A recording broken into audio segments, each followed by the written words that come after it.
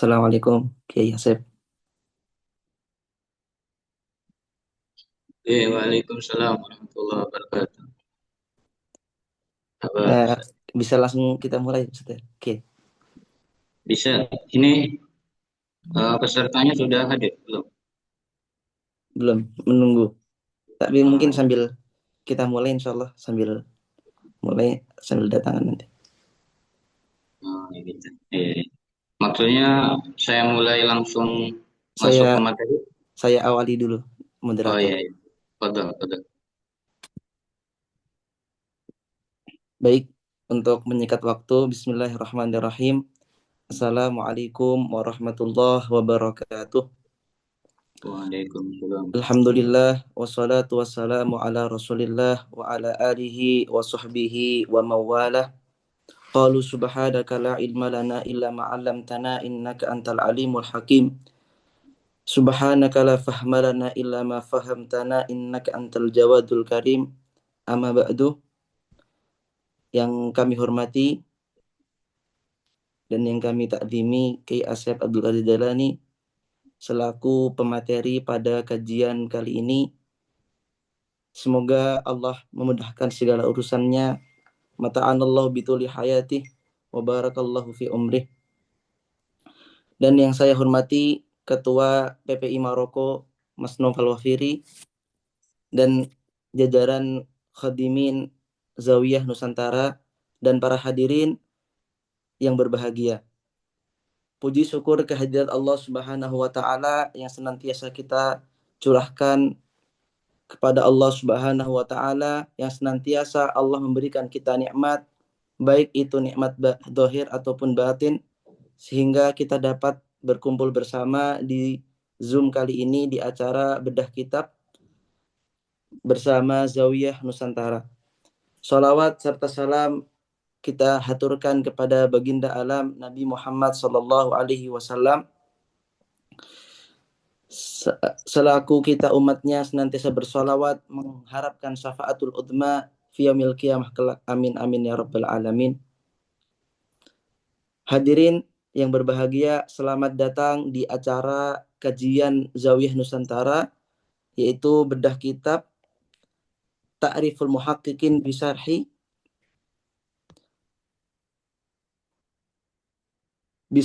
Bimanahij Surah wal Muhassin wal Mu'alliqin, yang mana kita akan mengkaji langsung bersama mu'alifnya yaitu Ki Asep.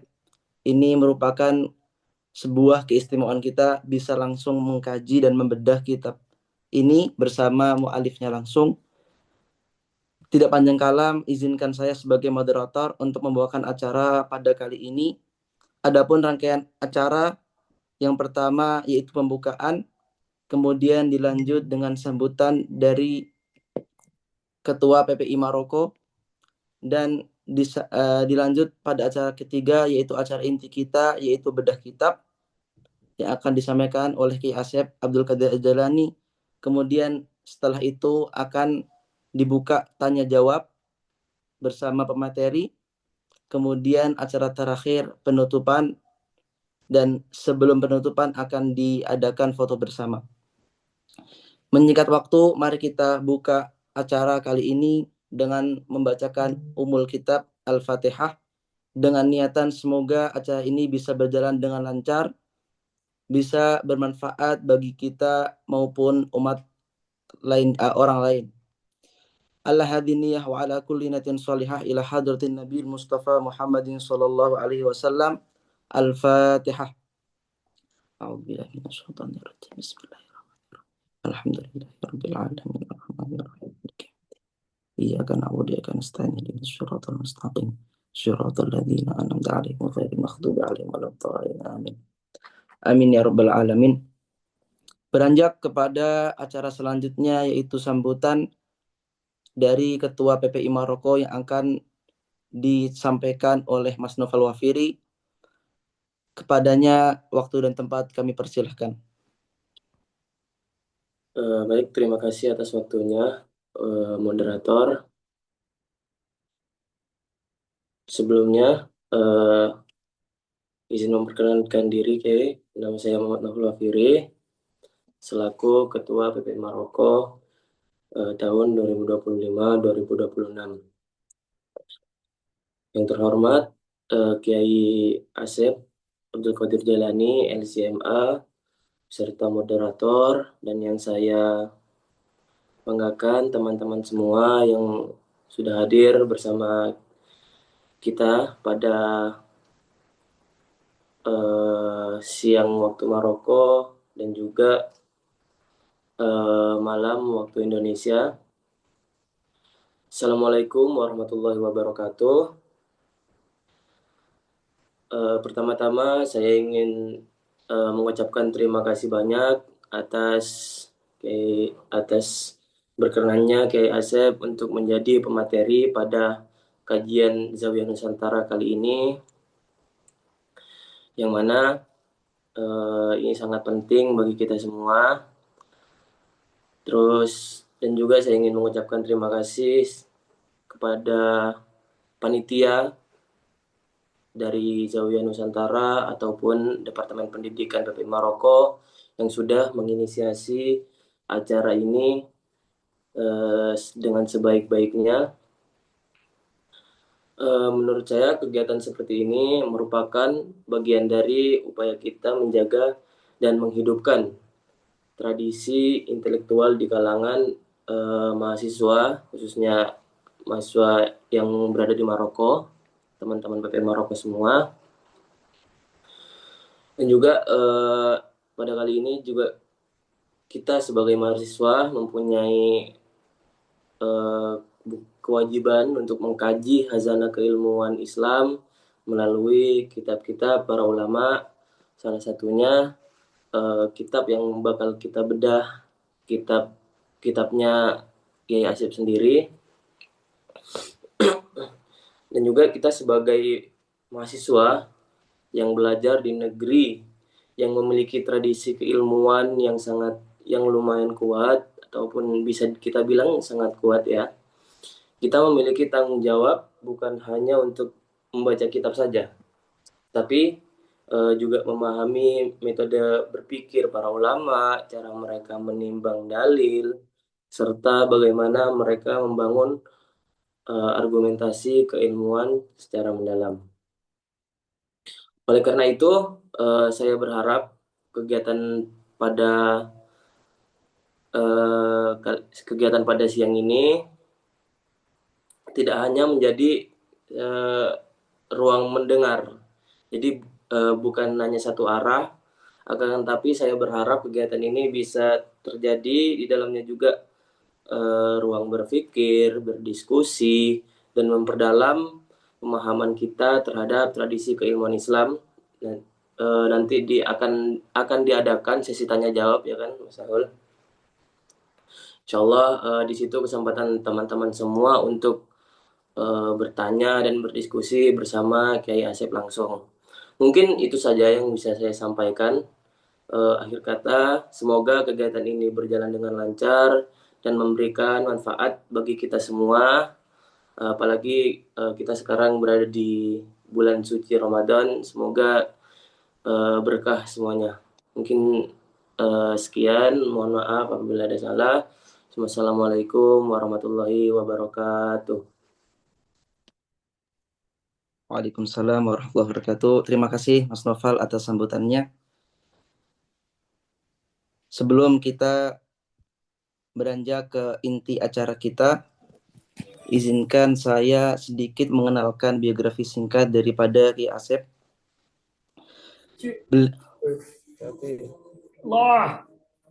Beliau mempunyai nama lengkap Kiai Haji Asep Jailani LCMA, di mana beliau merupakan alumnus daripada Ma'had Ali Lirboyo pada Madrasah Hidayatul Muttadiin Lirboyo, lulusan tahun 2002. Kemudian beliau melanjutkan studinya ke Al-Ahqaf, Yaman, dan juga beliau terkenal dan dikenal sebagai seorang yang produktif dalam mentaklif kitab dan mentahqiq kitab, banyak kitab. Salah satunya kitab yang bakal kita kaji kali ini, yaitu kitab Ta'riful Muhaqqiqin Bimanahjis Surah wal Muhassin wal Mu'alliqin Kemudian banyak lagi, salah satunya juga saya pernah membaca kitab beliau Natijatul Muhtam Bitaudihis Sulam wa biidahi Bitaudihis Sulam wa idahil muhbaham.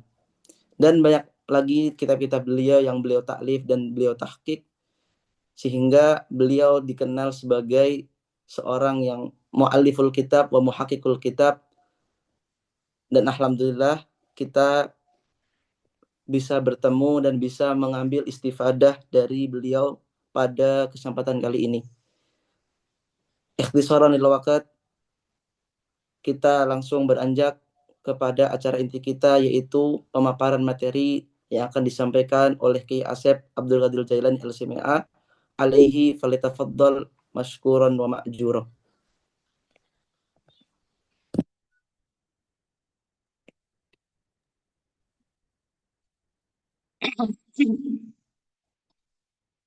Bismillahirrahmanirrahim. Assalamualaikum warahmatullahi wabarakatuh. Waalaikumsalam warahmatullahi wabarakatuh. Alhamdulillahirabbil alamin wa bihi nasta'inu ala umuri dunya waddin. Wassalatu wassalamu ala sayyidina Muhammadin wa ala alihi wa sahbihi ajma'in, amma ba'du.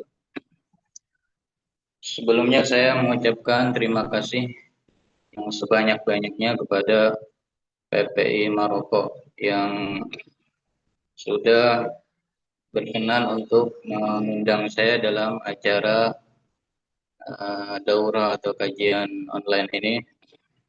Jazakumullahu khairal jaza. Dan ikhtisaran lil waqt, karena materi sebetulnya sangat panjang sedangkan waktu sangat singkat, maka langsung saya akan masuk kepada pemaparan materi. Untuk pemaparan ini saya bergantung kepada file yang sudah saya kirim kepada Ustadz Sufi, yang kepada Ustadz Sufi Tambusi. Apakah sudah sampai itu file?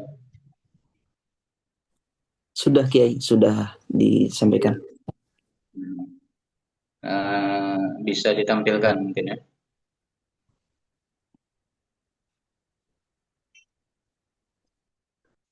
Ya. Jadi saya bergantung kepada yang di file tersebut, karena kalau merujuk kepada kitab Ta'riful Muhaqqiqin yang halamannya itu 600 lebih, itu sangat sulit untuk disampaikan dalam waktu yang sangat singkat. Maka yang kita baca di sini ringkasannya. Jadi kitab Ta'riful Muhaqqiqin itu sudah saya ringkas menjadi kitab yang lain berupa nadhaman, berjumlah 50 bait. Itu bisa dibaca dalam waktu yang singkat, kurang daripada 1 jam. 10 hari yang lalu saya juga sampaikan kepada menyampaikan materi yang sama kepada mahasiswa Ahqaf di Yaman. Ini dengan kitab yang sama. Nah, langsung kita masuk kepada kitab ya. Silakan dibuka halaman yang selanjutnya. Ya. Sabilul Falihin ila Ma'rifati Wadhaifi Syarihin. Itu nama nadhamnya. Ini adalah ringkasan daripada kitab Ta'riful Muhaqqiqin. Bismillahirrahmanirrahim.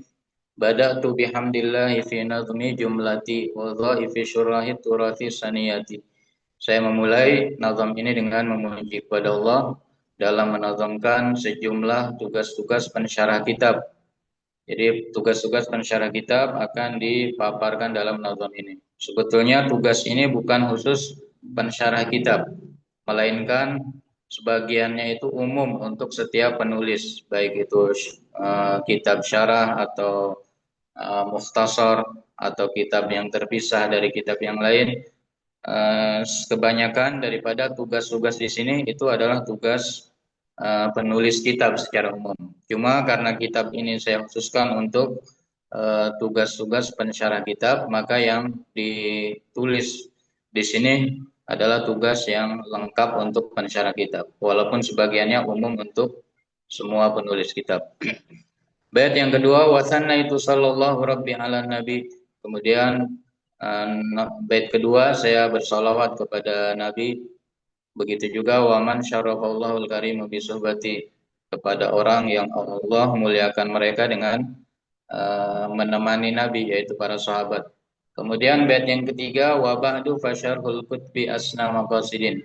Setelah bismillah, hamdalah dan salawat, eh, ingin disampaikan bahwasanya syarah kitab, artinya mensyarah kitab itu adalah tujuan yang sangat mulia.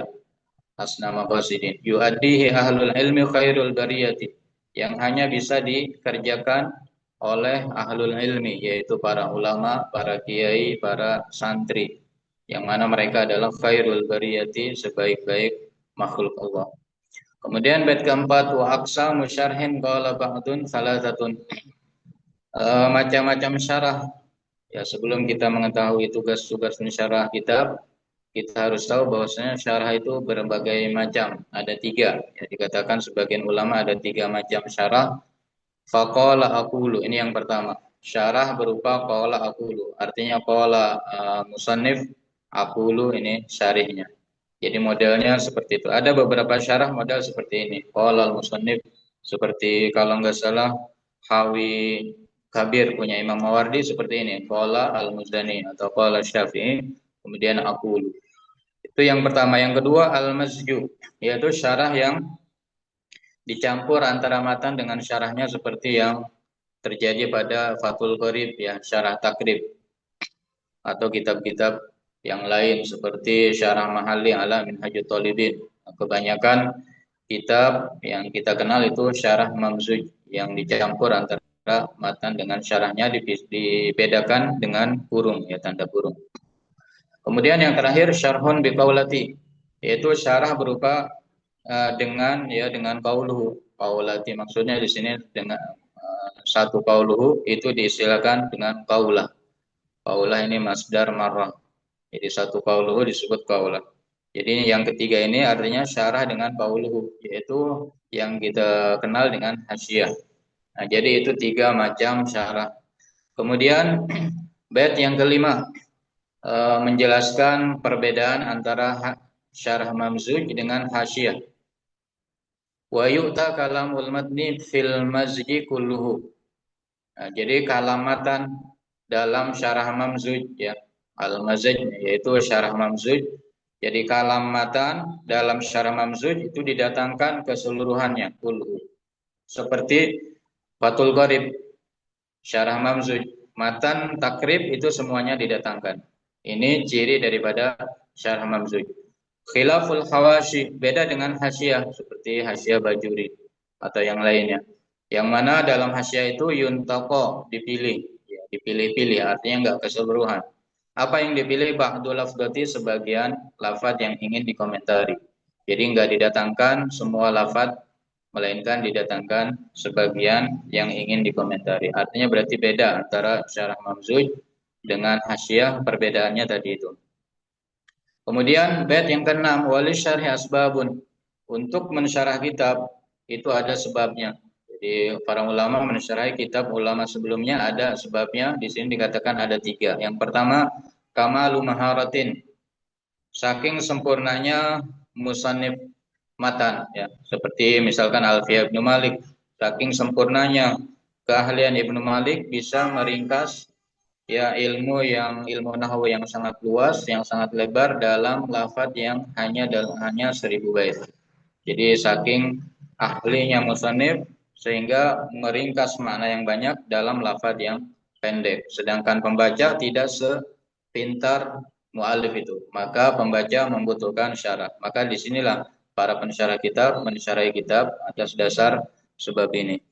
Yang kedua, wa ijmalu alfadhin, yaitu musannif kitab sering mendatangkan lafaz-lafaz yang mujmal. Lafaz mujmal itu seperti lafaz guru di dalam Al-Qur'an, ya, salah satu guru disebutnya mujmal karena dia tidak jelas apa yang dimaksud daripada guru itu, apakah dia athhar atau dia haid, karena guru dalam bahasa Arab berarti haid dan suci. Jadi ketika mu'alif kitab mendatangkan kalimat-kalimat yang mujmal, perlu ditentukan apa yang dimaksud oleh mu'alif kitab. Maka disitulah sebab orang mensyarahi kitab. Kemudian yang terakhir, wahadful adillati, karena musannif kitab membuang dalil-dalil masalah seperti matan takrib ya. Matan takrib itu tanpa dalil, maka perlu disyarahi dengan mendatangkan dalil-dalilnya. Kemudian bait yang ketujuh, wali syar'i adabun syurutun wa dhaifun. Untuk mensyarahi kitab itu ada adab-adabnya, ada syarat-syaratnya, ada tugas-tugasnya. Saat kuruhanatman bihadil qasidati. Semuanya itu akan disebutkan dalam qasidah ini. Fa'adabuhu nasrun. Untuk adabnya, adab mensyarah kitab diantaranya nasrun, yaitu membela mu'alif kitab, musannif kitab. Jadi ketika misalkan musannif kitab jatuh dalam kesalahan atau kekeliruan, nah itu sebisa mungkin kita bela, atau beliau memilih pendapat yang dhaif, nah sebisa mungkin kita bela, kalau tidak mungkin maka kita jelaskan itu salah. Nah itu yang pertama. Yang kedua, ta'anin, pelan-pelan, artinya tidak tergesa-gesa. Banyak ulama mengarang kitab puluhan tahun, seperti At-Tamhid kitab Imam Ibnu Abdul Bar dikarang 30 tahun. Fathul Bari Imam Ibnu Hajar dikarang 27 tahun, dan seterusnya. Kemudian yang selanjutnya, tawadhu'un, harus tawadhu kepada ulama-ulama sebelumnya, kepada musannif kitab khususnya, begitu juga kepada ulama-ulama di zamannya. Wa ardun, kemudian juga menyodorkan hasil tulisan kita. Jadi setelah kita beres mensyarahi kitab, jangan langsung kita cetak, tidak mengindahkan keberadaan ulama-ulama di zaman kita, melainkan kita sodorkan kepada mereka, kepada guru terutama, dan ulama-ulama lain. Minta takrid ya, minta kata pengantar dan lain sebagainya. Kemudian yang selanjutnya, watahdzibun, memilih kata-kata yang singkat padat, artinya tidak boros ya. Boros kata-kata tapi maknanya itu sedikit, melainkan harus kata-kata yang singkat dan padat. Kemudian yang selanjutnya, watasihun niyati, meluruskan niat kita dalam mensyarah kitab. Nah, kemudian syarat itu bait yang ke-9, syarat mensyarahi kitab. Jadi ada syaratnya orang maju mensyarahi kitab, harus memenuhi 3 syarat. Yang pertama, akhdul ulumi talaqiyan. Dia sudah menuntut ilmu secara talaqi langsung kepada para ulama, bukan dari membaca sendiri dari kitab. Kemudian yang kedua, wa ahliyatun, dia sudah mencapai derajat ahli dalam menulis kitab. Artinya sudah berlatih berpuluh-puluh tahun atau bertahun-tahun sudah berlatih sampai dia mendapatkan keahlian menulis kitab. Kemudian yang terakhir, jam'ul fununil katsirati. Dia mengumpulkan ilmu-ilmu atau cabang-cabang ilmu yang banyak. Jadi nggak cukup keahlian dalam nahwu, ya. Nggak cukup keahlian dalam fikih saja dan lain sebagainya, melainkan harus mutafannin. Ya, terkadang kita mensyarahi ilmu fikih butuh pembahasan nahwu atau balaghah dan lain sebagainya. Kemudian bait yang ke-10. Ini masuk ke tugas inti ya. Wadhaifu syurahil mutuni katsiratun. Tugas pensyarah kitab itu sangat banyak. Tunifu ala sab'in, lebih daripada 70 tugas. Fasma' di khutati, maka silahkan disimak khutah ya, khutah bahas yang biasa kita tahu di universitas itu ada khutah. Ini jadi saya gambarkan tugas-tugas ini sebagai khutah. Bait yang ke-11, wa ba'dun lidit tadrisi syarat wadifatan.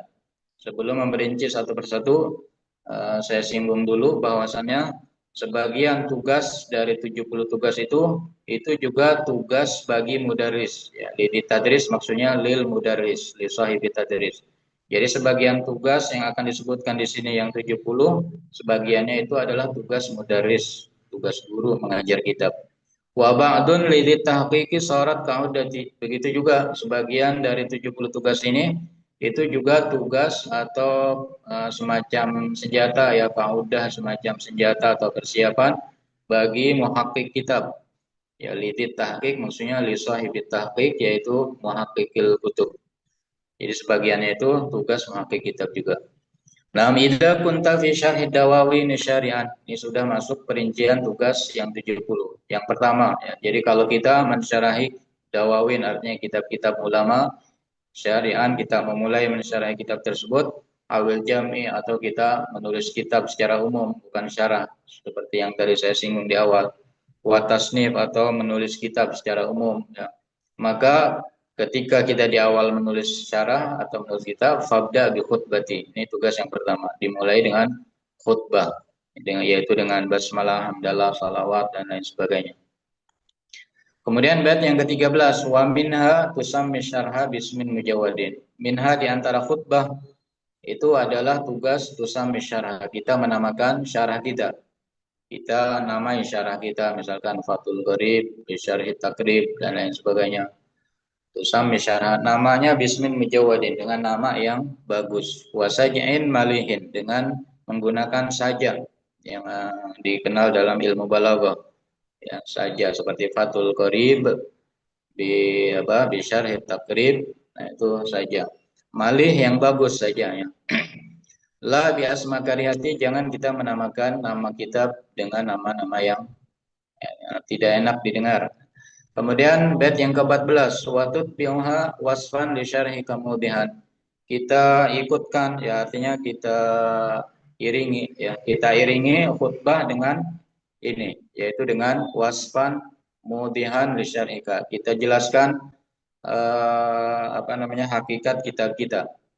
Bahwasanya hakikat kitab kita itu adalah syarah untuk kitab fulan. Nah, ini yang dimaksud dengan watut biha waswan di syarhi kemudian. Kemudian yang selanjutnya watarjim li jama'il kitabi. Yaitu kita menulis ya biografi singkat pemilik kitab, musanniful kitab. Musanniful kitab kita tulis biografi singkatnya sebelum kita masuk mensyarahinya. Tujuannya libarkati, untuk mendapatkan keberkahan dari mu'alif. Kemudian bait yang ke-15, wala tansa madhal fanni. Jangan lupa ya kita memuji cabang ilmu yang sedang kita mensyarahi kitab dalam ilmu tersebut. Ya, kalau kita mensyarahi kitab fikih, kita puji fan fikih dan seterusnya ya. Tujuannya apa? Tansyid taqari'in, yaitu untuk membangkitkan semangat pembaca kitab. Jadi kalau kita datangkan, kita puji ya cabang ilmu, maka pembaca akan bangkit semangatnya. Kemudian yang selanjutnya wa athni ala ta'lif. Begitu juga kita memuji mu'allaf atau kitab matan yang sedang kita syarahi. Tujuannya bahasan li himmati, untuk membangkitkan himmah pembaca kitab. Kita puji bahwasanya kitab ini adalah kitab yang paling bagus dalam fan ilmu nahwu atau dalam fan ilmu fikih. Maka pembaca akan bangkit semangatnya untuk mempelajari kitab tersebut. Kemudian bait yang ke-16, wasarrih bida isyarhi. Da'i maksudnya adalah dorongan ya. Sorry artinya jelaskan kepada pembaca dorongan kita mensyarahi kitab ini apa, ya gitu. Apakah perintah guru atau tuntutan dari para santri atau tuntutan dari para ulama misalkan. Nah, itu perlu dijelaskan. Tujuannya rauma ifadatin, untuk mencari rauma ifadatin, untuk memberikan faidah kepada pembaca, bahwasanya kita mensyarahi bukan atas keinginan sendiri, melainkan atas perintah guru misalkan. Wa akhbir bi isnadil kitabi bi sihhati. Begitu juga tugas yang selanjutnya adalah kita kabarkan kepada pembaca kita punya sanad kepada kitab yang kita syarahi. Kita sebutkan bahwasanya kita punya sanad kitab ini dari gurunya dari guru sampai kepada muallif kitab. Yang mana sanadnya harus bi sihhati, dengan sanad yang sahih. Kemudian bait yang ke-17, wasarrih bitartibin bisardi masadirin. Ya, sarrih ya, jelaskanlah, sardi masadirin, jelaskanlah rujukan atau referensi yang kita gunakan dalam syarah dengan menyebutkannya bitartibin, dengan diurutkan. Kita intinya kita menyebutkan referensi dengan diurutkan, baik urut secara wafat mu'allif atau diurutkan huruf abjad. Wasardi dirasatil kitab, begitu juga kita harus jelaskan kepada pembaca bahwasanya kitab yang sedang kita syarahi sudah banyak syarahnya. Kita sebutkan satu persatu syarat, ya, kita sebutkan satu persatu dirasatil kitab, artinya syarah-syarah kitab, wa khidmati dan khidmah-khidmah terhadap kitab, baik berupa syarah atau ta'liq atau takhrij dan lain sebagainya. Kemudian bait yang ke-18, wa'audih wujuban, jelaskanlah, yang mana menjelaskannya ini adalah secara hukumnya wajib.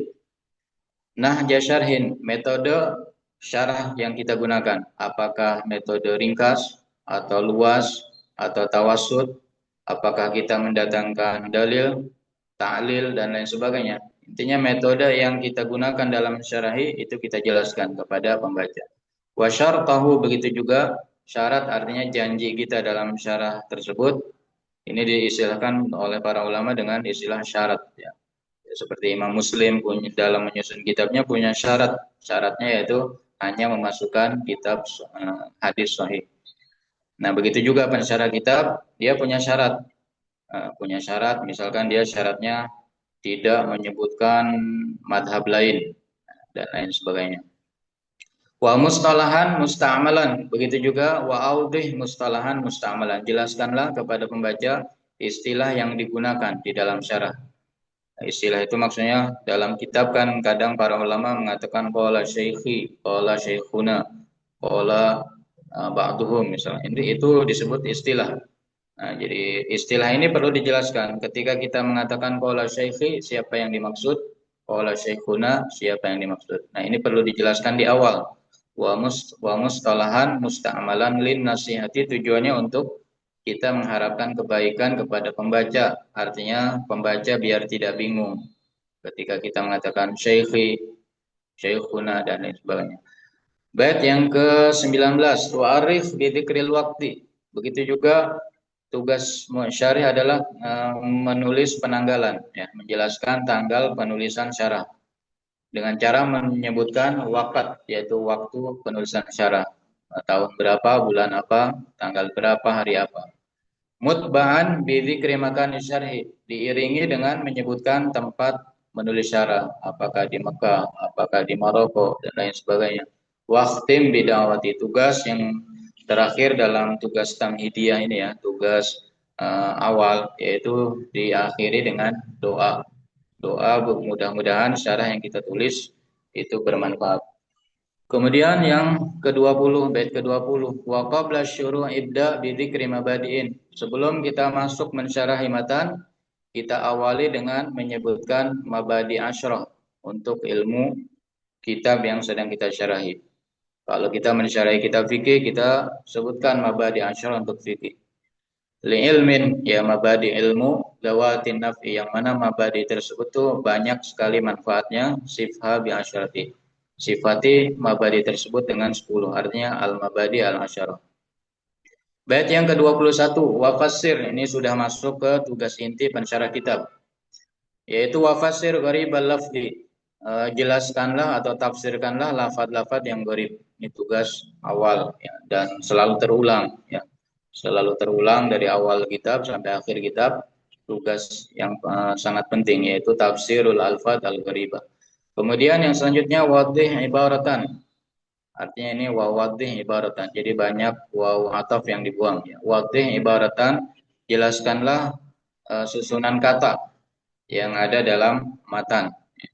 Susunan katanya itu, susunan jumlah atau kalimatnya itu terkadang perlu dijelaskan, maka perlu dijelaskan.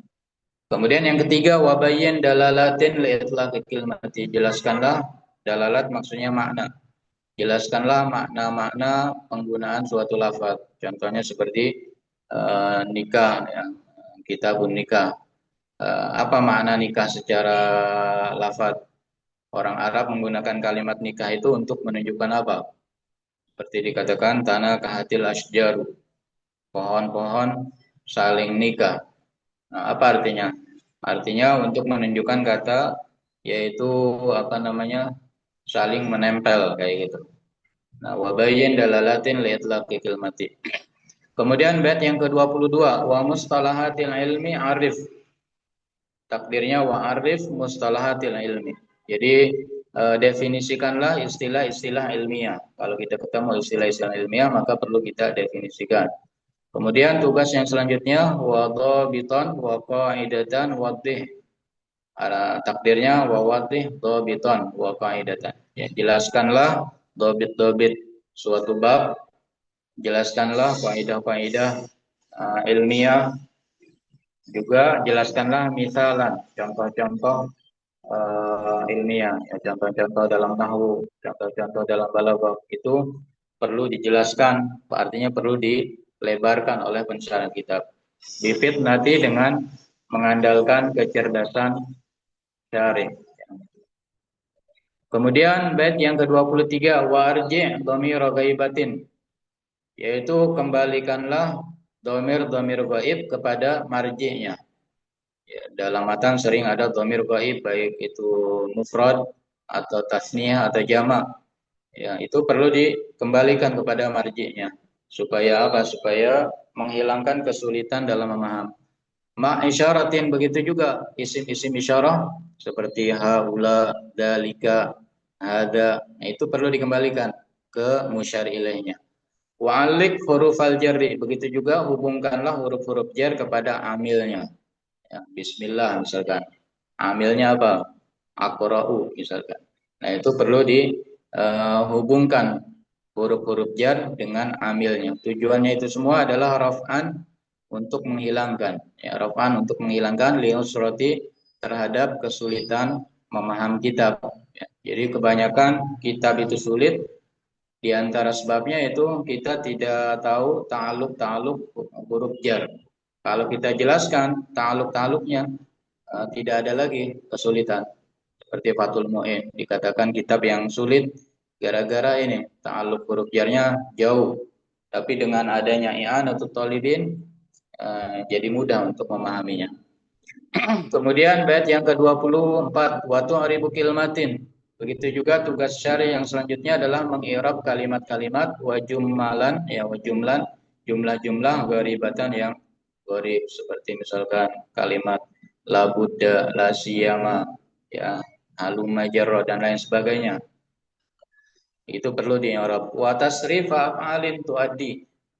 Takdirnya wa tuaddi tasrif af'alin. Artinya kita menunaikan, mengerjakan, mentasrif beberapa fi'il, ya, yang perlu ditasrif. Ya, beberapa fi'il yang perlu ditasrif kita tasrif. Tujuannya adalah lidur bati, untuk melatih kita juga melatih pembaca. Kemudian bait yang ke-25 wa tatbitu ansaban. Tatbitu artinya kita mengharokati nasab-nasab, ya, nisbat-nisbat seperti al isfarayini misalkan. Harokatnya yang betul seperti apa? At-turmusi, tarmasi, ya. Yang betul itu at-tarmasi karena nisbat kepada termas. Orang baca sering baca turmusi. Kalau nisbat kepada termas maka salah baca turmusi. Nah, watatbitu ansaban, kita harokati nasab-nasab atau nisbat-nisbat, wa asma gharibatan, begitu juga isim-isim yang gharib, ya, nama-nama baik itu nama orang, nama tempat yang gharib perlu kita harokati. Wa harfan, begitu juga huruf. Ada, karena huruf dalam bahasa Arab ada in, ada an, ada inna, ada anma. Nah, itu perlu harokati kadang-kadang, ya. Wa af'alan, begitu juga fi'il, karena dalam bahasa Arab ada mabni ma'lum, ada mabni majhul, ada fi'il madhi, fi'il mudhari dan lain sebagainya. Wa tu'na biharkati, tu'na artinya tahtammu, kita memperhatikan betul harokat-harokat huruf-huruf, ya, daripada kalimat yang sedang kita syarahi. Bait yang ke-26 wa tashtaqu lafdhan, kita mengistiqaq, ya, yaitu mengambil satu lafaz min asilin, dari lafaz aslinya. Seperti dalam fikih dikatakan hibah, ya, dalam babul hibah. Hibah itu diistiqaq, diambil dari kata apa? Dikatakan diambil dari wahaba, ya. Hibah berarti masdar daripada wahab. Ada juga yang mengatakan hibah diambil daripada habba. Nah, itu namanya istiqaq. Muwajjihan sambil kita memberi alasan. Kenapa tadi hibah diambil dari wahaba? Kenapa hibah diambil daripada habba? Wa khulfa ruwatin nasi bayyin. Takdirnya wa bayyin khulfa ruwatin nasi. Jelaskanlah perbedaan para perawi nas. Nas di sini umum mencakup Quran. Kalau kita mentafsiri Quran maka kita jelaskan bahwasanya para perawi berselisih dalam meriwayatkan ayat ini, atau hadis juga sama, atau bahkan matan seperti Alfiyah terkadang ada perselisihan lafadz dalam Alfiyah. Nah, itu perlu dijelaskan bihujjati dengan bukti ya, dengan bukti. Artinya dengan ada sanad misalkan, atau ada naskah lain misalkan. Kemudian bait yang ke-27, wa tadhkuru bahsan fil balaghati mujazan. Kita terkadang perlu menyebutkan pembahasan-pembahasan ya yang berkaitan dengan ilmu balaghah, ma'ani, bayan, dan badi, mujazan yang ringkas ya. Wa auzan syi'rin, begitu juga terkadang kita harus menyebutkan wazan-wazan syair. Ketika dalam matan yang kita syarahi disebutkan bait syair, maka kita sebutkan bahwasanya bahar syair tersebut adalah tawil atau basit atau rojas dan lain sebagainya. Daiman duna ghaflati, selamanya jangan sampai kita lupa tidak menyebutkan wazan syairnya. Bait yang ke-27, wa tadhkuru qaidan wasyumulat. Wa tadhkuru qaidan, di antara tugas syarih juga yaitu adalah menyebutkan qaid, yaitu syarat ya dalam suatu masalah. Jadi bahwasanya masalah ini hukumnya haram tidak mutlak, melainkan ada qaidnya, ada syaratnya, harus begini. Nah, itu perlu kita sebutkan qaidnya kalau memang musannif matan tidak menyebutkan, atau musannif matan menyebutkan tidak lengkap, maka kita melengkapi menyebutkan qaid yang belum disebutkan. Wasyumulati, begitu juga kita menyebutkan syumulat. Syumul itu artinya pencakupan suatu ibarat ya, suatu lafaz. Karena para ulama itu ketika menulis kitab memilih lafaz-lafaz yang sudah tadi singkat dan padat. Jadi lafaz yang sudah dipilih. Nah, terkadang lafaz tersebut mencakup beberapa surah, beberapa masalah misalkan. Nah, itu syumulat-syumulatnya itu perlu kita sebutkan dengan cara kita katakan qauluhu kada syamilun li kada kada. Seperti itu. Daiman, selamanya. Ini tugas yang sangat penting, yaitu menyebutkan qaid dan menyebutkan syumulat. Begitu juga sebaliknya, wa muhtarazan, menyebutkan ihtiraz. Sering kita baca dalam kitab qauluhu kada ihtaraza bihi an kada. Nah, itu disebutnya muhtarazat. Itu juga perlu dijelaskan oleh syarih. Wal mutlaqat, begitu juga kemutlakan. Kalau dalam kitab dikatakan mutlaqan. Apa artinya mutlaqan? Ya, kita jelaskan ai sawaun kana kada au kada.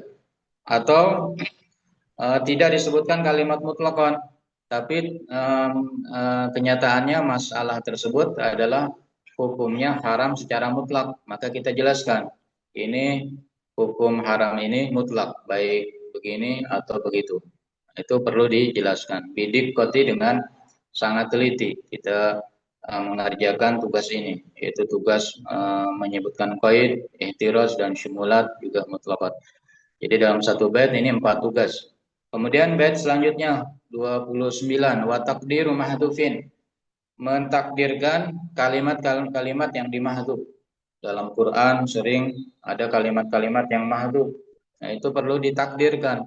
Begitu juga dalam kitab-kitab ulama sering membuang kalimat-kalimat. Itu dalam mensyarahi kita wajib mentakdirkan kalimat-kalimat yang dibuang.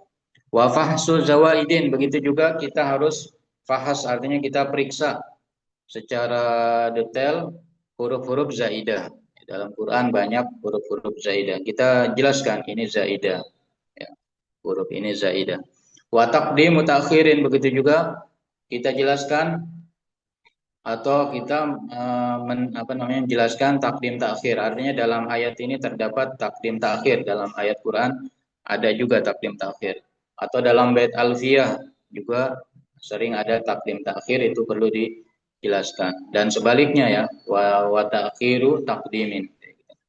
Wa adun li faqrati, begitu juga tugas syarih selanjutnya yaitu menghitung menghitung li faqrati terhadap paragraf-paragraf suatu masalah atau surah-surah ya. Contohnya dalam takrib dikatakan al-ma'u arba aqsamul miyahi arbaun. Macam-macam air itu ada 4. Ma'un mutahhirun tahirun ghairu mutahhirin dan seterusnya. Jadi sahibul matan itu tidak menyebutkan yang pertama mana, yang kedua mana, yang ketiga mana, yang keempat mana. Maka tugas mensyarah kitab menentukan al-awwalu tahirun mutahhirun, asani tahirun ghairu mutahhirin, asalis ar-rabi. Itu yang dimaksud dengan adun li faqrati. Mungkin agak sulit dipaham, tapi maknanya seperti itu. Kemudian bait yang ke-30, wa hamlu kalamil matni ka hawi mahamilin. Hamil artinya mengarahkan kalam sahibul matan, yang mana kalam tersebut hawi mahamilin, memiliki beberapa arti, beberapa kemungkinan ya. Kita arahkan kemana? Ala ahsani takdir. Kita arahkan kepada makna yang paling bagus. Ya. Jadi kalau kita kalam musannif ihtimal ke sini, kalau diartikan begitu salah, tapi ihtimal ke sana. Kalau diartikan ke sana betul, maka kita arahkan ke makna yang paling bagus, yaitu yang betul tersebut. Tujuannya adalah rauman linusrati, untuk membela mu'alif ya, musannif. Karena adab musannif tadi diantaranya nasrun, yaitu membela. Kemudian bait yang ke-31, wa tarjihu aqwalin, mengunggulkan kaul-kaul yang rajih. Kalau memang musannif kitab hanya menyebutkan kaul tapi tidak mentarjih, maka tugas syarih yaitu mengunggulkan kaul-kaul yang rajih. Kebalikannya berarti sama ya, wa tad'ifu aqwalin dhaifah, melemahkan pendapat-pendapat yang lemah. Wa tashihu ghaltatin, tugas yang selanjutnya membetulkan kesalahan-kesalahan, karena kitab ulama ya, yang mana manusia tidak lepas dari kesalahan. Kalau terjadi kesalahan maka perlu dibetulkan. Kemudian wa takhriju ayatin, mentakhrij ayat-ayat yang disebutkan dalam matan. Wa takhriju sunnati, mentakhrij hadis-hadis yang disebutkan dalam matan. Cara mentakhrij disebutkan dalam bait ke-32. Caranya yaitu bi'azwi hadisin lil usuli, yaitu dengan menghubungkan hadis tersebut kepada referensi aslinya, kepada rujukan aslinya, kepada Sahih Bukhari, kepada Sahih Muslim, dan lain sebagainya. Yang mana cara takhrij ada 3. Yang pertama mulakhasan, yaitu dengan cara yang ringkas. Cara ringkas ini maksudnya hanya menyebutkan kitabnya. Jadi rawahul Bukhari, ini disebut takhrij yang ringkas. Kemudian yang kedua wa insyi tawaston, kalau mau yang pertengahan boleh, yaitu dengan menyebutkan kitab dan bab ya. Dengan menyebutkan kitab dan bab. Rawahul Bukhari fi kitabil iman misalkan, itu disebut takhrij yang mutawassit. Atau cara yang ketiga au tawilan bi basati, takhrij yang mutawwal, yang panjang, dengan cara di bastah, yaitu dilebarkan. Caranya yaitu dengan lengkap ya, dengan menyebutkan kitab, dengan menyebutkan bab, dan dengan menyebutkan angka hadis.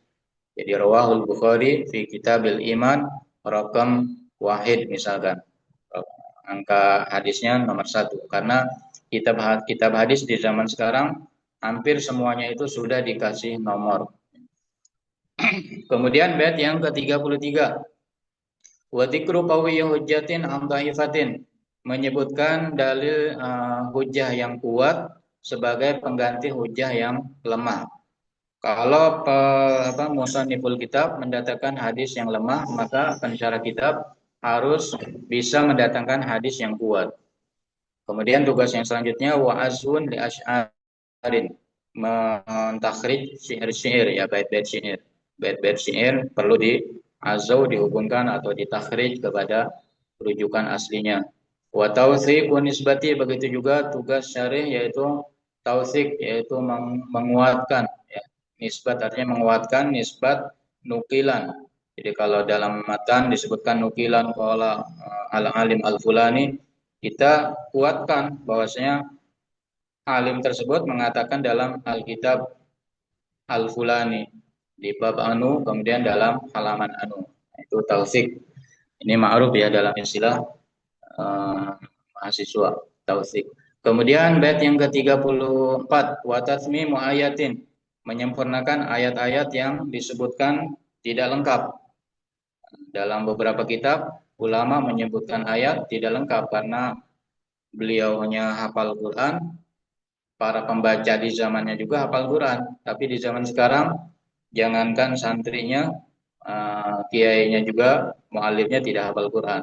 Nah, itu perlu dilengkapi. Nah, wa syi'rin, begitu juga syair terkadang disebutkan potongannya sebagian, perlu dilengkapi. Wa sunnatin, terkadang juga hadis disebutkan sepotong, maka perlu disempurnakan. Wa takmilu nuqsanin, begitu juga tugas yang berbeda dari yang sebelumnya ini ya, takmilu nuqsan, yaitu menyempurnakan kekurangan.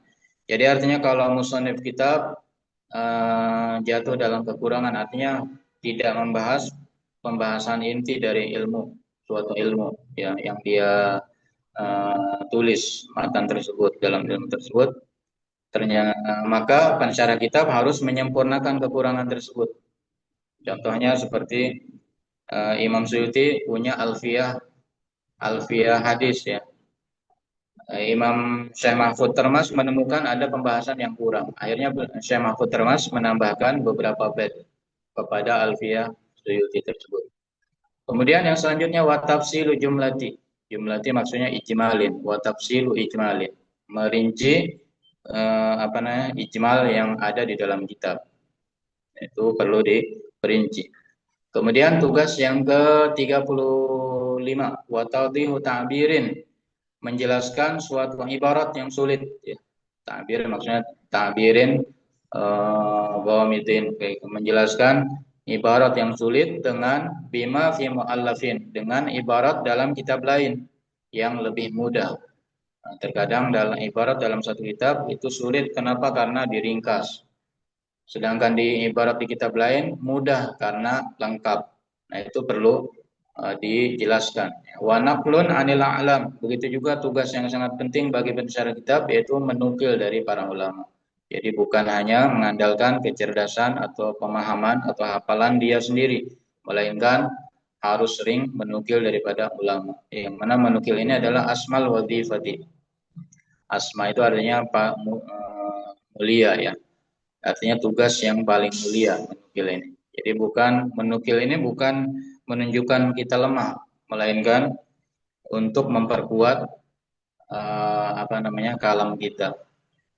Kemudian tugas yang atau bait yang ke-36, wa dzikru dalilin min nususin wa illatin. Menyebutkan dalil baik dari nas Al-Qur'an atau hadis atau illat dalam qiyas.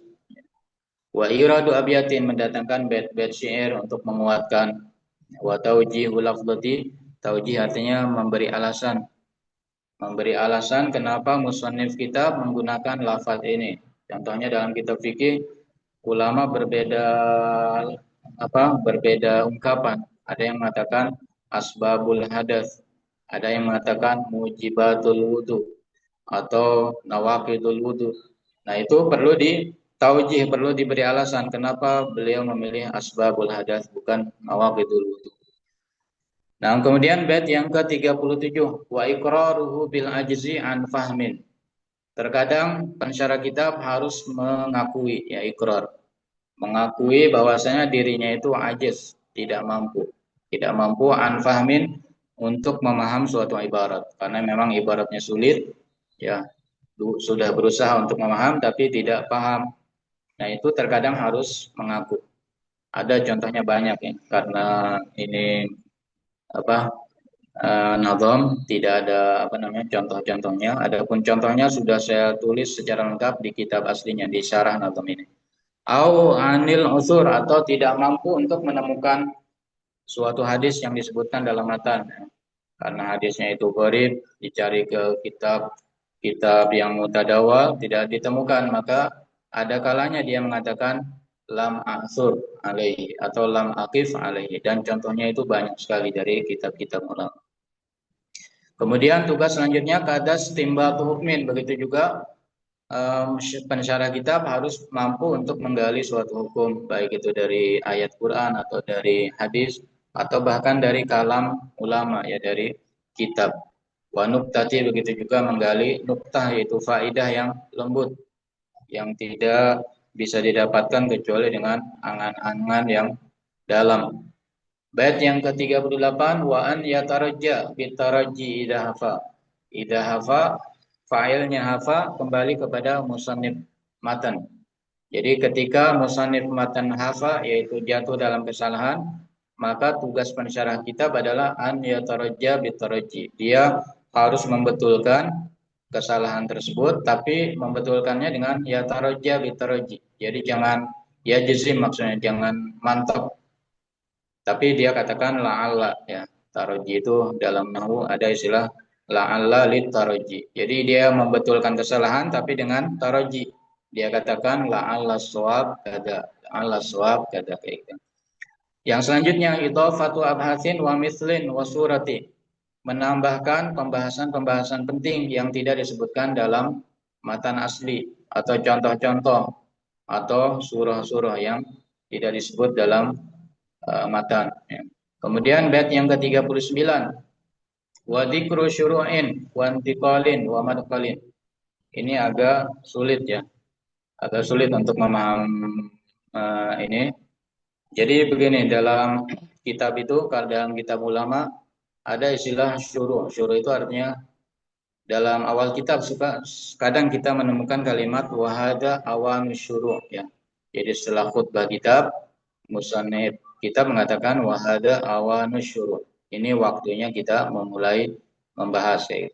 Jadi syuru' itu artinya mulai membahas pembahasan yang baru, gitu. Nah, pembahasan-pembahasan yang baru ini perlu diingatkan oleh pensyarah kitab bahwasanya musannif kitab ini syara'a fi bayani kadza, ya, mulai masuk membahas pembahasan wa dzikru syuru'in wa intiqalin. Begitu juga pensyarah kitab harus menyebutkan perpindahan dari bab ke bab yang lain. Jadi musannif kitab sudah beres membahas bab sekarang mau pindah ke bab yang sering kita temukan semacam ini, ya, diingatkan oleh syarih ini intiqalat itu. Wa madkhalin, begitu juga masuk ke pembahasan baru. Nah, ini tiga istilah syuru', intiqal, dan madkhal itu hampir sama. Ini tugas yang satu, dihitungnya satu tugas. Kemudian munasabatil abwab, begitu juga tugas pensyarah kitab, yaitu menjelaskan keserasian antara satu bab dengan bab. Jadi seperti Sahih Bukhari, ya, Imam Bukhari menyusun kitabnya dari satu bab pindah ke bab lain, pindah ke bab lain. Nah, itu enggak sembarangan beliau berpindah dari satu bab ke bab lain, melainkan ada munasabahnya setiap bab. Nah, munasabahnya ini perlu dijelaskan oleh pensyarah kitab. Qasdan li rabtati, tujuannya untuk mengikat atau menghubungkan, ya, antara satu bab dengan bab lain. Kemudian yang selanjutnya waruknin, ay wa dzikru ruknin, ya, menyebutkan rukun-rukun. Contohnya kalau kita mensyarahi kitab fikih dalam bab nikah, kita sebutkan rukun nikah, wa arkanun nikah, misalkan arbaatun, waliyun, wa syahidan, dan seterusnya. Begitu juga dalam ilmu-ilmu lain suka dijelaskan rukun-rukunnya. Wa aqsamin, begitu juga pembagian-pembagiannya. Seperti kalau kita belajar mantik, ya, dalam pembahasan dalalah. Dalalah itu terbagi menjadi 6, ya. Ada dalalah wat'iyah, ada ghair wat'iyah, ada aqliyah, ada tabi'iyah, dan sebagainya. Nah, itu perlu dijelaskan karena di matan nggak disebutkan pembagiannya tersebut. Nah, maka tugas menjelaskan pembagian adalah tugas pensyarah kitab. Wa wajhin hisariha, begitu juga alasan, ya, wajah alasan kenapa aksam tersebut hanya terbatas pada 3, misalkan seperti al-kalamu, kalam itu atau aksamul kalam ada 3, ismun wa fi'lun wa harfun. Nah, kenapa aksamul kalam itu ada cuma 3, enggak 4? Nah, perlu dijelaskan alasannya. Ini yang dimaksud dengan wa wajhin hisariha. Alasannya misalkan yang sering dikatakan ulama yaitu istiqra. Ya. Jadi kenapa kalam itu ada 3, enggak 4? Alasannya istiqra. Sudah diteliti, ternyata hanya ada 3. Bayanu isyaratil kitabi liqissati. Begitu juga tugas syarih yang selanjutnya menjelaskan isyarat-isyarat yang ada di dalam kitab matan terhadap satu kisah, satu cerita. Jadi kalau dalam kitab disebutkan satu kisah tapi tidak detail ya, sekedar isyarat, maka harus diperinci oleh pensyarah kitab dengan cara mengatakan kisah yang dimaksud adalah kisah anu, dia sebutkan ya, atau mengisyaratkan hadis ya, tidak menyebutkan hadisnya, hanya mengisyaratkan hadis kayak gitu. Hadisul ifki misalkan. Ya, itu namanya isyarat kepada hadis ifk. Maka tugas pensyarah kitab mendatangkan hadis ifk itu apa?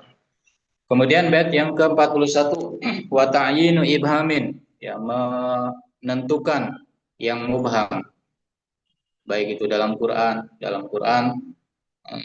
banyak nama-nama yang disamarkan. Qala rajulani, rajulun, ya, rajulun min aqsal Madinah. Ini namanya ibham. Nah, perlu ditentukan siapa ini. Kalau mampu kita ya menentukan. Begitu juga dalam kitab ulama sering mengatakan qala ba'dhum. Nah, itu perlu dita'yin.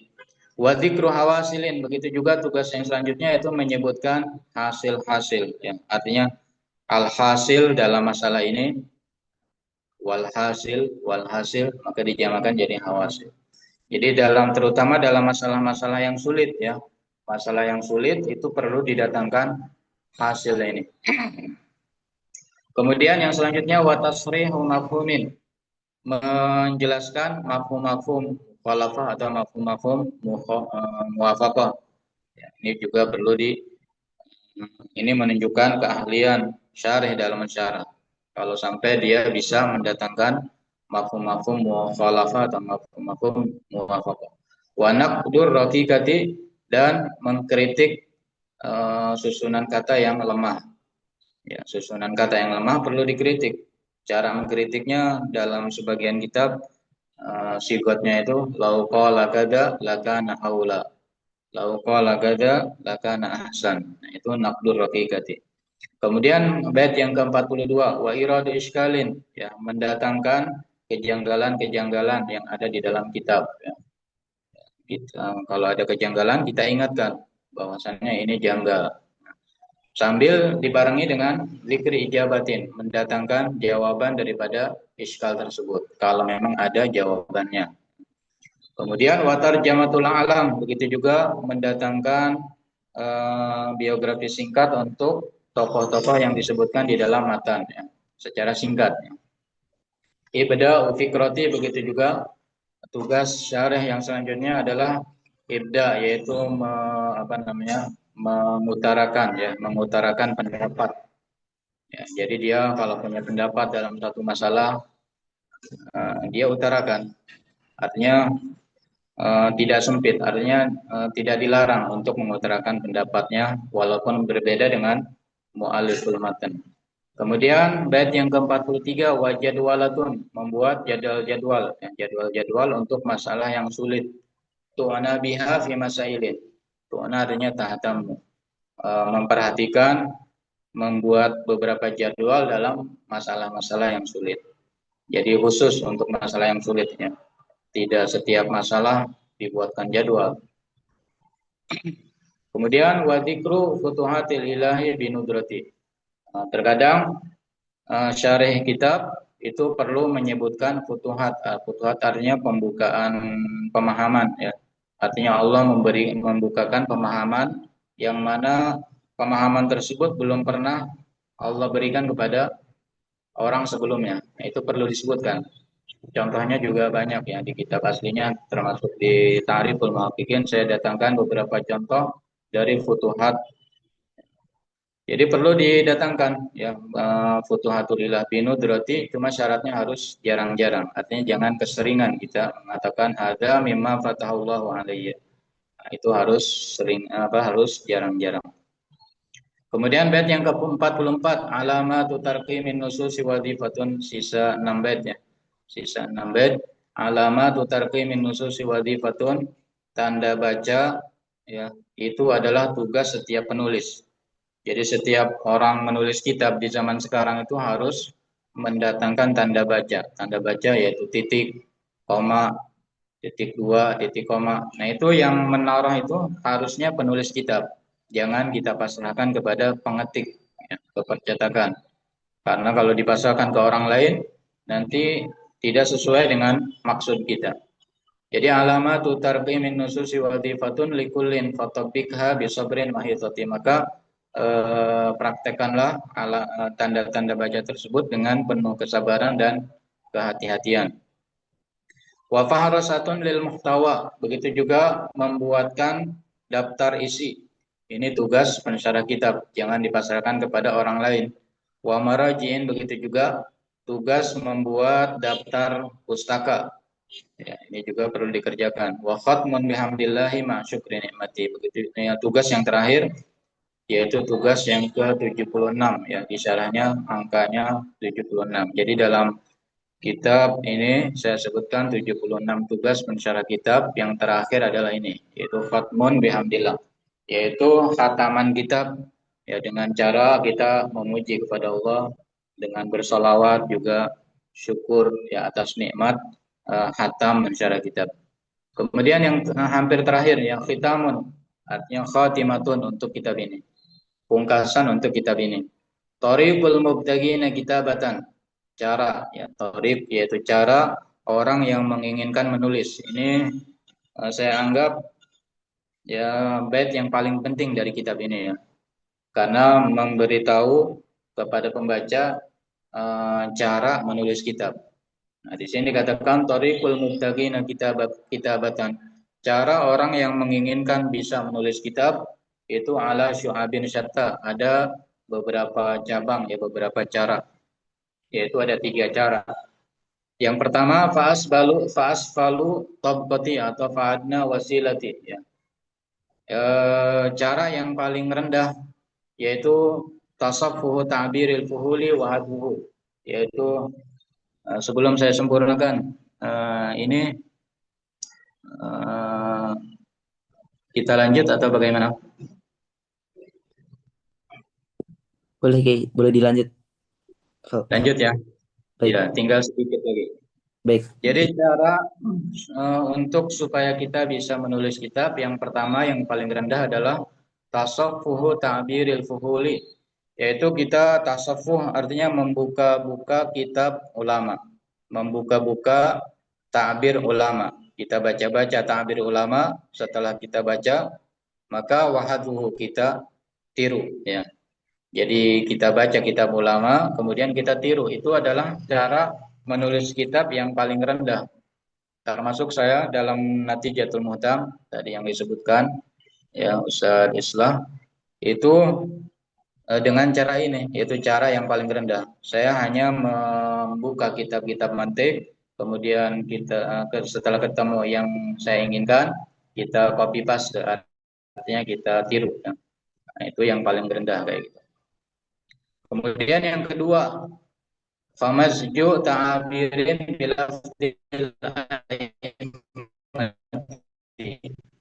atau famazju tasanifin, ini ya yang saya baca sekarang, famazju ta'abirin bilafdil a'immati, yaitu menggabungkan, artinya mencampurkan takbir kita dengan takbir ulama.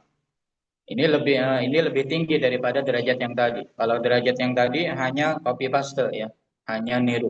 Kalau sekarang ini bukan niru, tapi kita niru separoh dari kita separoh.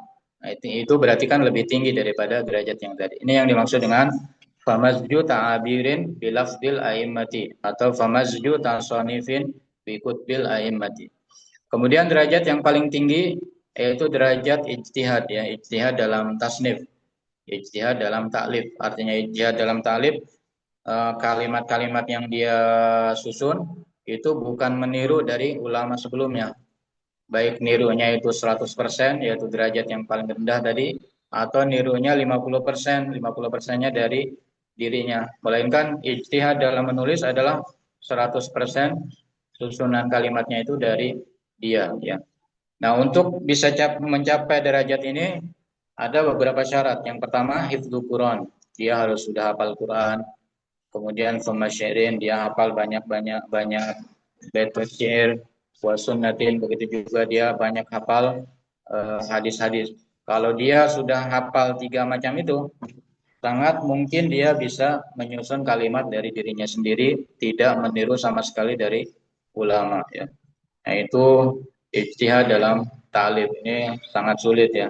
Karena yang kita lihat Syekh Nawawi Banten itu termasuk paling tinggi derajatnya, derajat yang kedua tadi, yaitu mendatangkan ibarat dari dirinya sambil meniru dari ulama lain. Bahkan dikatakan kitab Mughnil Muhtaj, Nihayatul Muhtaj, Tuhfatul Muhtaj itu lafaz-lafaznya mirip-mirip. Artinya berarti kan saling niru, ya, saling niru antara satu ulama, satu mu'alif dengan mu'alif lain. Apalagi kalau kita ingin mencapai derajat yang terakhir ini sangat sulit, tapi tidak mustahil ya, tidak mustahil. Termasuk yang perlu dihafal untuk kita bisa ijtihad dalam ta'lif yaitu hafal matan-matan ya, hafal alfiyah, hafal zubad. Contoh untuk derajat ini yaitu Syekh Zakaria Al-Ansari. Syekh Zakaria Al-Ansari itu dalam beberapa kitabnya itu ijtihad dalam ta'lif. Artinya enggak meniru ulama lain, yaitu dalam syarah Bahjah. Syarah Bahjah yang namanya Al-Ghurarul Bahiyah itu diceritakan dalam kitab-kitab biografi beliau mengarangnya tanpa ada satupun rujukan. Itu beliau berarti menyusun kalimatnya, kata-katanya dari diri sendiri. Bagaimana beliau bisa mensyarahi tanpa merujuk kepada kitab satupun? Karena beliau sudah hafal Quran, sudah belajar puluhan tahun di depan ulama, banyak matan-matan fikih sudah dihafalkan. Jadi bisa menulis syarah tanpa melihat rujukan satupun. Wa yaktaru minhan nahja. Setelah hafal Quran, hafal hadis, hafal kitab syair dan sebagainya, dia bisa memilih metode yang dia pilih untuk menulis kitab. Nah, a'la tariqati ay huwa a'la tariqati. Ini yang paling tinggi. Kemudian bait yang terakhir, fa ya rabbi matti'ni bi naili salamatin. Mudah-mudahan kita mendapatkan keselamatan wa afiatil abdani udauman musihati. Dapat afiat dalam badan, selamatnya dan sehat afiat. Akil asarati, mudah-mudahan kita maafkan kesalahan-kesalahan kita. Ya ilahi wa khaliqi wa bil mustafa judli bihaudin wa syarbati. Mudah-mudahan kita, termasuk saya, mudah-mudahan kita dengan berkah Al-Mustafa yaitu Nabi Muhammad SAW, kita mendapatkan satu teguk daripada haud beliau. Amin ya rabbal alamin. Itu yang bisa saya sampaikan dalam kesempatan kali ini. Tadinya saya ingin membaca 2 kitab ya. Kitab ini yaitu kitab tentang syarah dan kitab tentang tahqiq. Ada saya punya 17 bait tapi karena waktunya sudah habis ya, sudah habis, tidak memungkinkan untuk membaca kitab tahqiq dan filenya sudah saya kirimkan kepada Ustadz Sufi. Kalau mungkin ya, kalau mungkin di kesempatan lain mau dilanjutkan, insya Allah saya siap. Nah, subhanakallahumma wa bihamdika asyhadu an la ilaha illa anta astaghfiruka wa atubu ilaik. Saya serahkan kepada pembawa acara. Baik, alhamdulillah telah sama-sama kita simak pemaparan dan ilmu dari Ki Asep yang sangat jelas dan sangat bermanfaat bagi kita. Semoga dengan pemaparan Ki Asep ini kita dapat meniru atau mengikuti jejak beliau dalam mentaklif dan mentahqiq kitab-kitab. Sebelum kita tutup, kita akan mengadakan tanya jawab. Mungkin kita buka pertanyaan bagi hadirin yang ingin bertanya. Silahkan untuk raise hand atau membuka kameranya.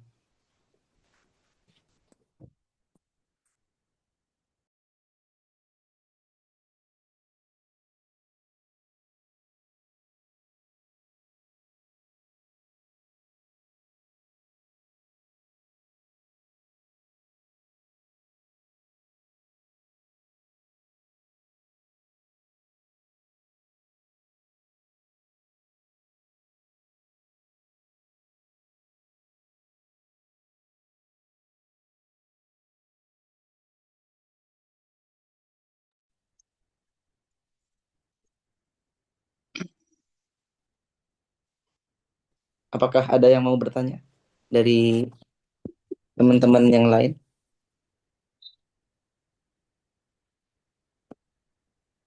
Silahkan Ustadz Sufi. Assalamualaikum warahmatullahi wabarakatuh. Izin Al-Fakir Sufi Amri, sebelumnya ingin mempelawat atau menyambut Kiai kita, Kiai Asif Abdul Qadir Jailani, hafizahullah, wa matta'ana bi'ulumihi fid dharaini amin. Terima kasih Kiai atas waktunya, dan kami sekali lagi minta izin mohon maaf. Kemarin itu sebenarnya salah teknis, dan juga jikalau kemarin ada majelis sebelumnya, tentu kita akan lebih banyak mendapatkan faedah-faedah ilmiah dari beliau. Saya tidak tahu, mungkin ini di luar pertanyaan. Saya ingin bertanya langsung ke Kiai Asif tentang sejauh pengamatan Kiai mengenai khazanah turas ulama kita di alam Melayu ya, atau di Nusantara. Apakah tingkat ilmiah ulama kita itu sudah dalam tahap mustakil atau masih taklid gitu, Kiai? Dalam arti karena ketika Al-Fakir itu membaca beberapa turas Sadah Gumariyah, itu mereka seperti menganggap ulama-ulama itu bukan ulama, tapi hanya hamalatul ilm, tidak sampai ke taraf ulama. Ini disebabkan karena mereka saling menukil gitu, tidak ibraz ar-ra'i dari pribadi mereka gitu. Nah, untuk di Nusantara sendiri itu bagaimana, Kiai? Juga ada ucapan dari ulama Maroko saat ini kontemporer itu, namanya Syekhuna Syekh Said Kamali. Beliau pernah mampir ke stand kitab kita ketika ada Ma'rid internasional di Casablanca beberapa tahun yang lalu, dan membeli beberapa karya ulama kita Nusantara Indonesia. Itu beliau, mohon maaf, mengatakan doif gitu, kata beliau. Saya tidak tahu sisi doifnya di mana, cuman kata beliau ta'alif hukum itu doifah, atau kama qala begitu. Jadi izin kepada Kiai Asep, apakah taraf ulama kita ini memang hanya taraf menghafal kemudian mengulang-ulang yang ada tanpa memberikan ibraz ra'i sesuai dengan kapasitas ilmu yang mereka geluti? Demikian izin, Kiai. Barakallahu bikum.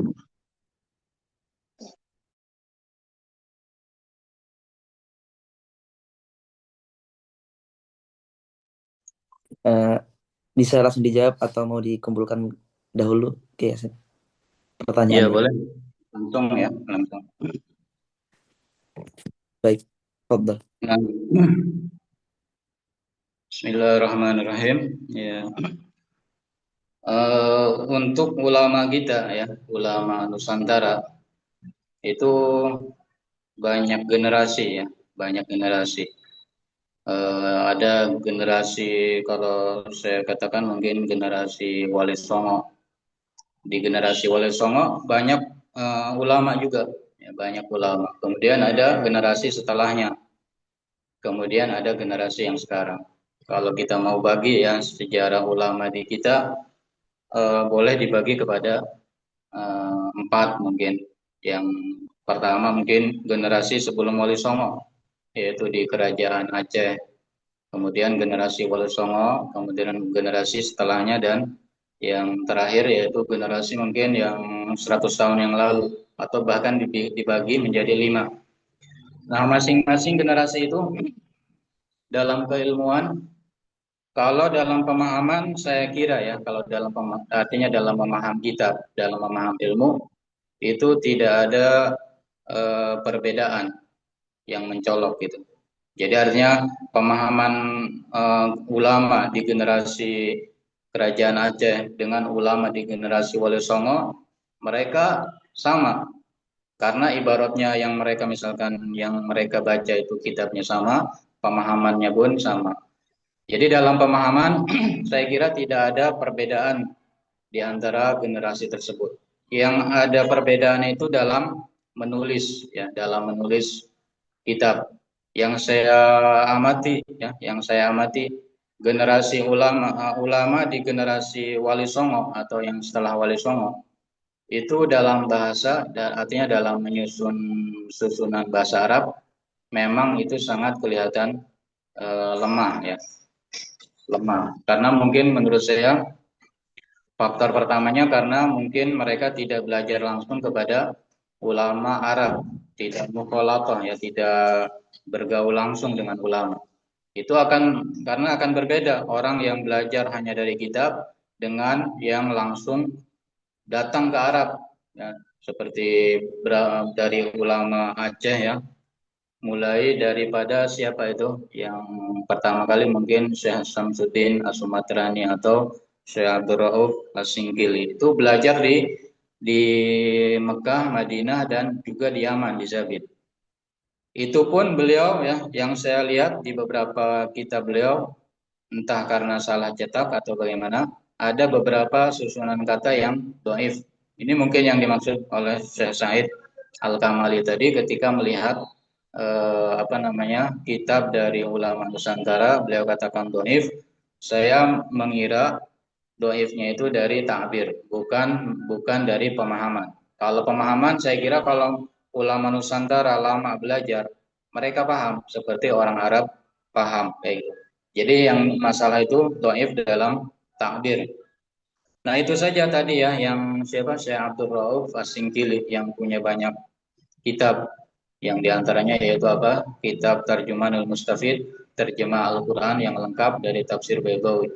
Itu dalam beberapa kitabnya saya nukil karena saya menukil dari beliau kalimatnya asli kayak gitu. Ada beberapa susunan kalimat yang lemah kayak gitu.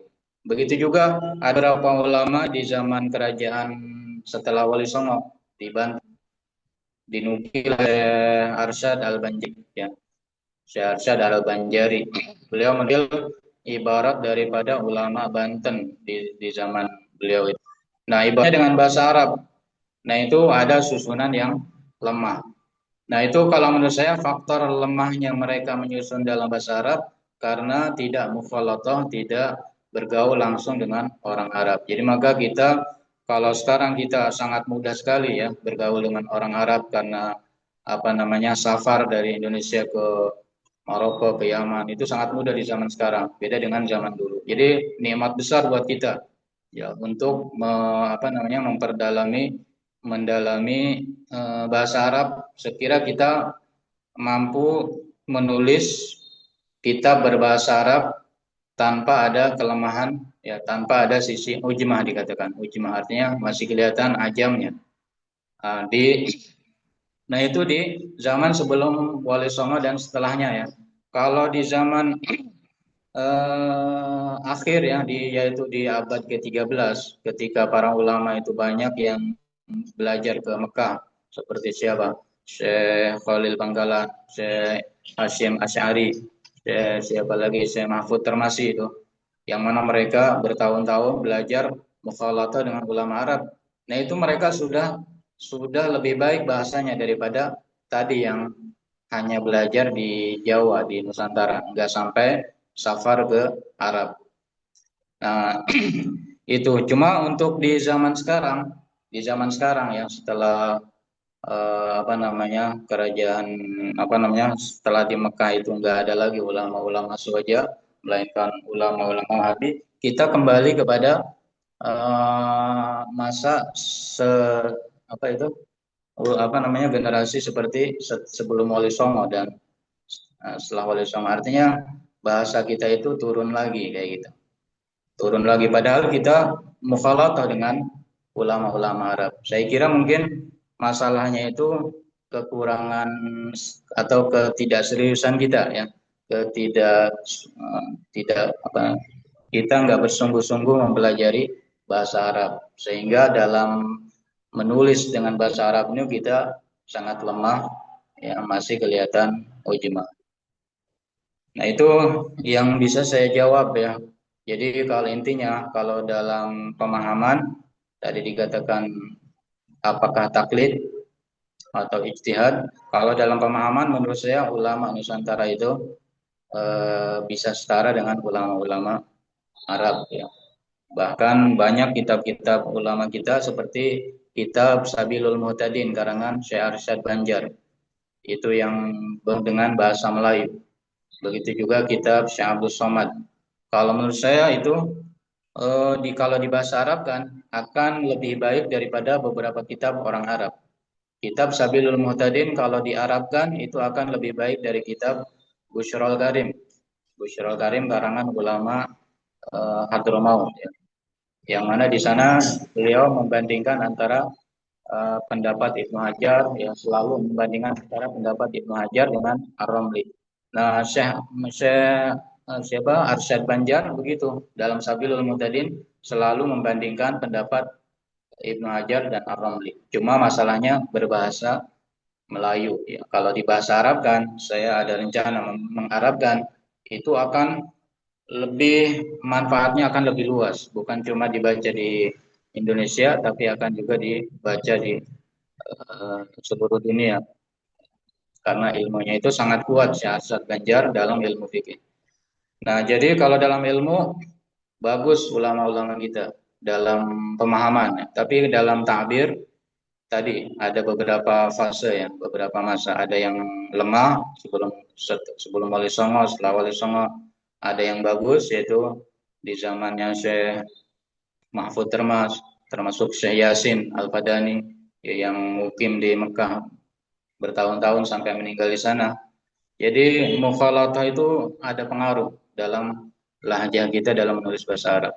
Nah, kemudian di zaman sekarang kita merasakan kembali lagi ke lemah ya.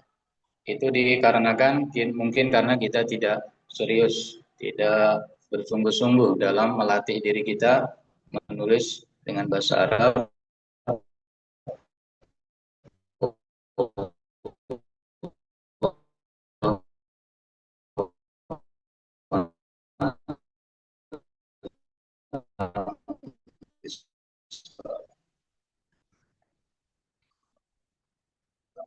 Suaranya nggak ada? Jelas, Ki. Ya. Ada yang nitip pertanyaan ke saya lewat WA, boleh dijawab? Silakan. Baik. Ya, ada kawan-kawan dari Maroko ya, baru datang tahun ini, Ustadz Umar Abdul Aziz. Beliau tidak bisa hadir hari ini, nitip pertanyaan ke saya. Pertanyaannya intinya, apakah masih perlu ya di zaman sekarang menulis kitab? Intinya seperti itu. Di zaman sekarang yang mana kitab sudah sangat banyak sekali peninggalan ulama dari ulama kita, bahkan di zaman sekarang ulama juga nulis. Apakah kita masih butuh untuk menulis ya? Kalau menurut saya untuk menjawab pertanyaan seperti itu masih ya, masih kita butuh untuk menulis. Di antara buktinya yang pertama, tidak atau belum semua ilmu itu ditulis dalam kitab. Belum semua ilmu tertulis dalam kitab. Contohnya seperti fikih nawazil ya. Fikih nawazil yang mana permasalahan baru, hukumnya pun masih dibahas. Nah, itu perlu dimasukkan ke dalam kitab. Nah, berarti kan menulis kitab ini masih perlu di zaman sekarang. Itu yang pertama. Yang kedua, walaupun kitab sudah banyak, tapi ada dalam menulis ini kita tujuan menulis itu ada 7 macam ya dalam menulis itu. Di antaranya itu yaitu kita menghimpun atau mengumpulkan ilmu-ilmu sebelum kita atau kitab-kitab yang sudah ditulis sebelum kita. Contohnya seperti Syekh Hasan Hito ya yang baru meninggal di bulan Ramadan ini, beliau punya Mausu'ah Fikih Syafi'i. Isinya yaitu masalah-masalah fikih dari semenjak Imam Syafi'i, kemudian ke Ashabus Syafi'i, ke ulama, kemudian sampai di masa sekarang. Nah, berarti beliau menghimpun seluruh pendapat ulama madhab Syafi'i dari zaman Imam Syafi'i sampai sekarang, termasuk masalah-masalah nawazil. Nah, itu berarti kan masih ada yang kebutuhan kita untuk menulis, yaitu menghimpun yang belum terhimpun dalam satu kitab. Wallahu a'lam bishawab. Nah, di sini sudah hampir maghrib ya, Ustaz Islam. Baik, Kiai, terima kasih atas jawabannya. Mungkin Ya. kita cukupkan pertanyaan karena Kiai Asep hampir menjelang maghrib. Mungkin sebelum ini untuk waktu bisa kapan lagi Kiai kira-kira kita kaji kitab yang satu lagi yang antum kirim ke kita? Ya, boleh antum tentukan kapan. Yang jelas 10 hari ini saya tidak ada kegiatan ya. Kalau mau besok bisa insya Allah. Baik. Cuma paling 1 jam ya, 1 jam mungkin. Karena kitabnya lebih ringkas, lebih tipis. Insya Allah dalam 1 jam bisa diselesaikan. Baik Kiai, insya Allah nanti kita hubungi kita hubungi tepat waktunya mungkin sama dengan waktu sekarang. Boleh. Jam 4 di Yaman, jam 1 di Maroko ya. Baik, insya Allah Kiai. Terima kasih atas waktunya dan ilmunya. Sebelum kita tutup, kita mengambil foto bersama sebagai kenang-kenangan kita dan bukti kalau kita pernah beristifadah kepada Kiai Asep. Untuk para hadirin dipersilakan untuk membuka kamera masing-masing. Dan untuk operator silakan untuk mengambil foto bersama.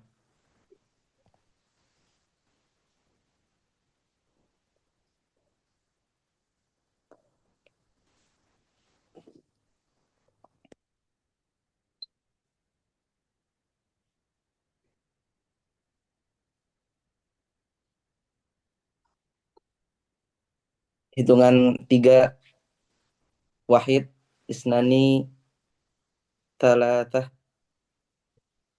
Untuk teman-teman yang belum buka kamera mungkin bisa dibuka untuk kita ambil foto bersama. Sekali lagi, wahid, isnani, talatah. Wahid, isnani, talatah.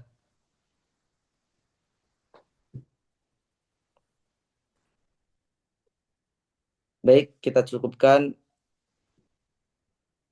acara pada kesempatan kali ini. Mari kita tutup dengan doa yang akan dipimpin oleh Kiai Asep. Kita minta doa penutup. Kepadanya kami haturkan. Nah, mudah-mudahan yang kita pelajari hari ini bermanfaat buat kita semua.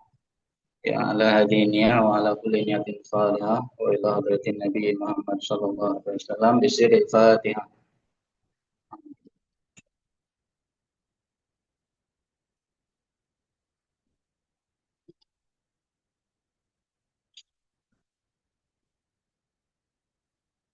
Kita akhiri dengan doa kafaratul majlis. Subhanakallahumma wa bihamdika asyhadu an la ilaha illa anta astaghfiruka wa atubu ilaik. Baik, terima kasih. Saya sebagai moderator pamit undur diri dan meminta maaf apabila ada kata-kata yang salah itu datangnya dari Al-Fakir dan apabila ada kata-kata yang benar itu datangnya dari Allah Subhanahu wa taala. Cukup sekian, terima kasih para hadirin yang sudah menyempatkan waktunya hadir beristifadah bersama. Kita akhiri. Wassalamualaikum warahmatullahi wabarakatuh. Waalaikumsalam. Jazakumul khair. Jazakumullah khairan katsiran Kiai. Barakallahu fikum.